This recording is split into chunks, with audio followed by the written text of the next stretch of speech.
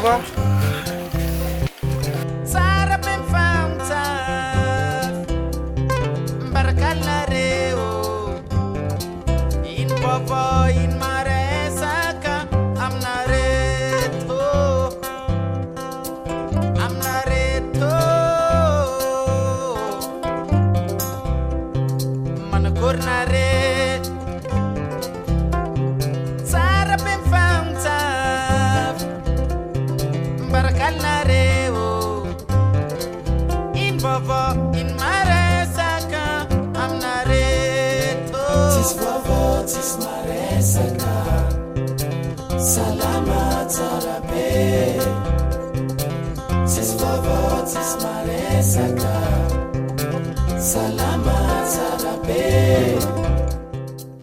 Interview Manassé Taraj, première.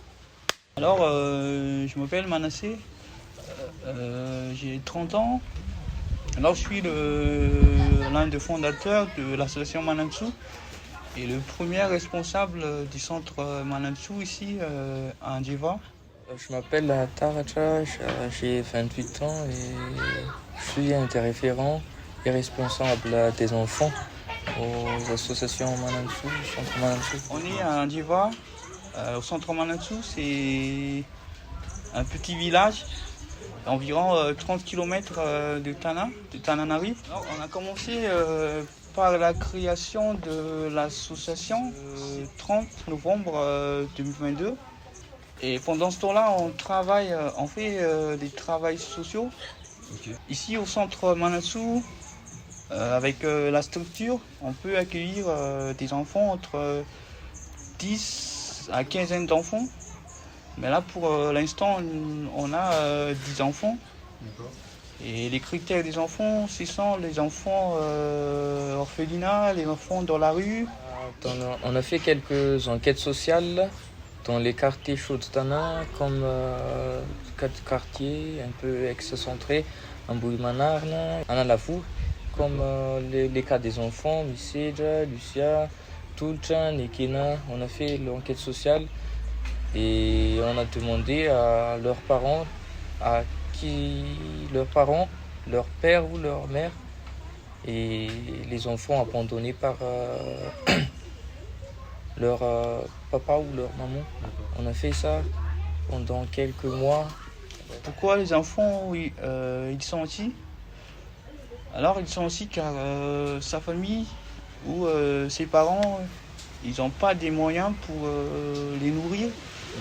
C'est payer leur scolarité, de les nourrir et aussi de les éduquer pour devenir quelqu'un bien ou quelqu'un qui avoir un avenir. Maintenant au centre il y a 10 enfants et maintenant on a commencé de leur scolariser, leur nourrir, leur loger. Les enfants, il y a Tulcha, Nekena, Sijaka, Princi, Josie, Mireille, Lucia, Miseja, Fanir. Il n'y a que 10 enfants au centre en ce moment, mais on voulait encore ajouter 5 de plus, entre 10 à 15 enfants. Et leur âge, c'est entre 7 à 18 ans. Nous sommes en partenariat avec l'école primaire publique. C'est une école publique dans le village. Et, alors avec la coopération avec l'école, on a pu envoyer les enfants travailler avec l'association à l'étranger, en France. L'association qui envoie des jeunes en service civique, qui mène des sensibilisations de la langue française et d'animation avec les enfants. Avec ça, on peut éduquer ensemble avec les enfants.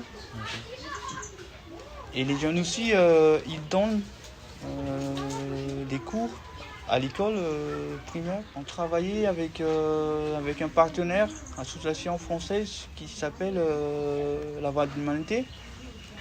Alors c'est l'association qui envoie des jeunes en service civique pour avoir payé la scolarisation des enfants.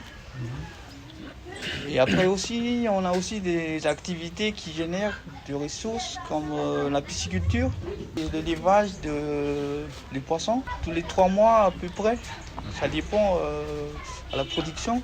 Ça fait déjà 1 an et demi qu'on a creusé le trou et on va creuser un autre bassin pour qu'on puisse avoir un peu plus de production. Nous avons aussi